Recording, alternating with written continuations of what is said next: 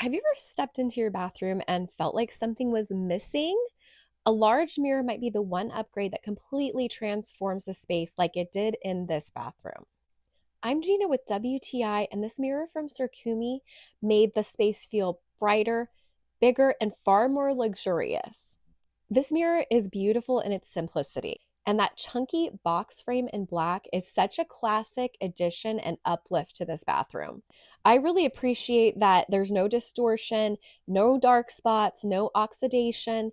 I can see myself very clearly, which is sometimes a little scary, but very helpful when I'm trying to put makeup on or do my hair. I know that I'm getting that true reflection back to me. I installed this by myself in about 40 minutes. I used a hammer drill with a drill bit and a Phillips head attachment. I was able to put it on the wall myself, but it is on the heavier side. So if you have one that's bigger than we got, which was 42 by 30, you might need an extra set of hands in order to hang it. You're going to love this mirror as much as we have. It is such an amazing upgrade to this bathroom, and that's our point of view.